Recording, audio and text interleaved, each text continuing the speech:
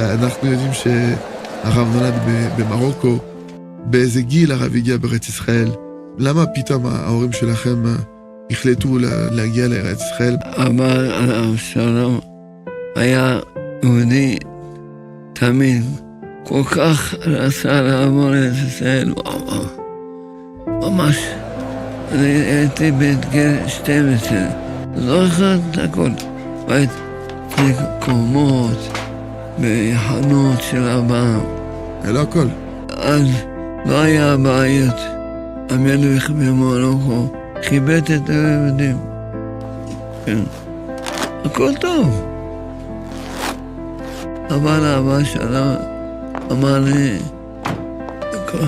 כל כך לא רוצה להגיע לישראל, ממש. ממש. היא חלחלה את כל המשפחה. כאילו שהאחים שלי היו בגיל עולים לארץ ישראל.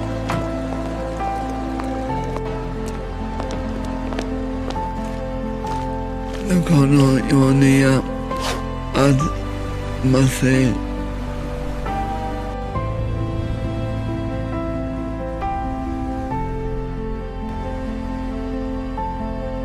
אחר כך במטוס ישראל. כשהגענו לישראל, רצה שיקחו אותנו לירושלים. אמרנו, כן.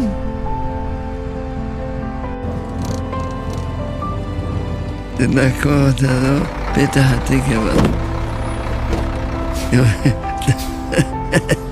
טוב, בשבת אבא שלי אמר, בשבת, ארץ ישראל, בבטח הכל סגור, כבישים. בשבת הולך ברזל, מכוניות, מה? הוא אותנו, שגויים, מה? ראה, מתקבל פתוח, מה? אבל איזה יהודי, אמר לו, הביאו אותנו למקום שיש גויים. אמר לו, מה זה גויים? אמר לו, זה יהודים.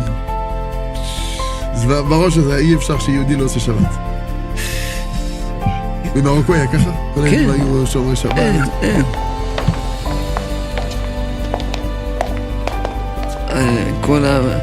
כל התקלקלנו, כולנו הפסקנו לשמור שבת.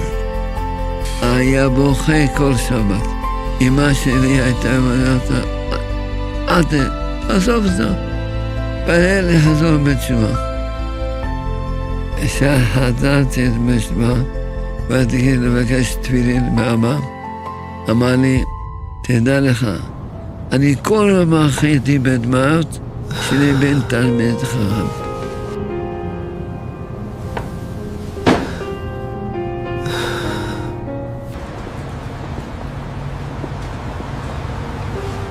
אמרתי לו, למה לא לך בחטא? שכולם... שכולם יהיו תמיד חכמים? לא האמנתי, אבל אמרתי, לפחות שלי בן אחד תלמיד חכם. אז בבחירות שלו, אילו הרבה בעל שלו, כל התלמידים שלו, הכל מחויות שלו. אמא שלי מדליקה מגש של זנות, עשרות צדיקים, מדליקה מתפלה,